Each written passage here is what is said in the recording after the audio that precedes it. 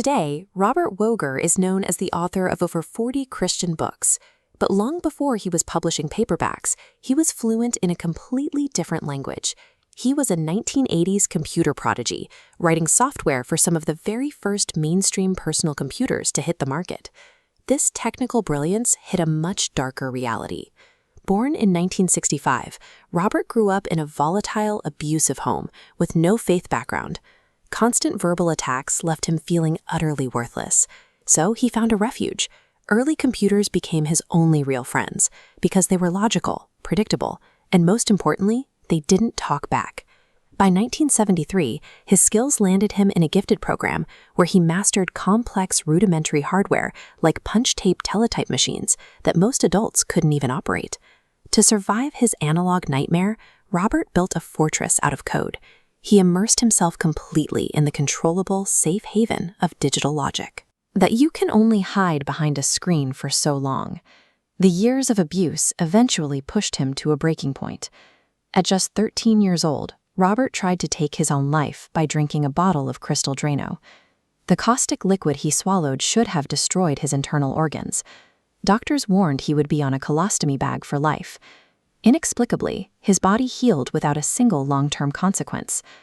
Yet physical healing didn't fix the emotional damage. As he entered his 20s in the late 1980s, Robert was running from the law, engaging in self-destructive behavior, and eventually lost absolutely everything he had. He could debug the most complex software on the market, but his own life was experiencing a total catastrophic system failure, and he didn't have the manual to fix it. In 1987, sitting at rock bottom, Robert issued a desperate challenge to the void. He prayed simply, "God, if you're real, show me." The internal shift was immediate.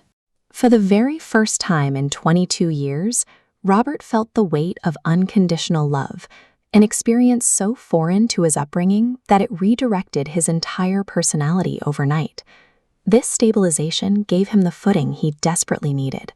He channeled his lifelong obsession with technology into an ROTC Navy scholarship to study computer science at Texas A&M University. A single spoken request initiated a hard reset on his trajectory, aligning his technical expertise with a new calling.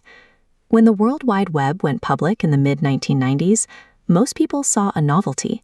Robert saw a distribution network for global evangelism.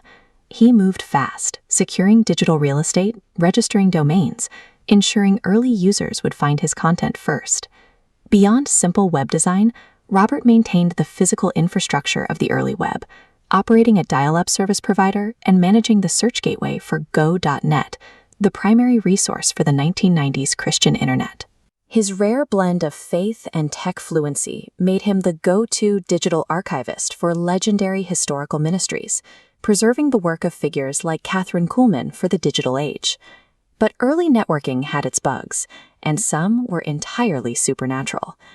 During this expansion, Robert crossed paths with a literal witch who had been studying his background for years, attempting to derail his growing platform. Despite the coordinated spiritual attack, Robert's intuition, and what he credits as direct supernatural protection, allowed him to see through the deception and cut ties. Robert spent the 90s boom engineering the foundational architecture of the Christian internet, maintaining its reach even during documented attempts at spiritual sabotage. Over decades of ministry, Robert noticed a parallel between the syntax he used to command computers and the speech patterns of daily life. He realized that while digital networks connect humanity, the specific words we speak act as a type of protocol that dictates our life's outcomes. This realization shifted his focus.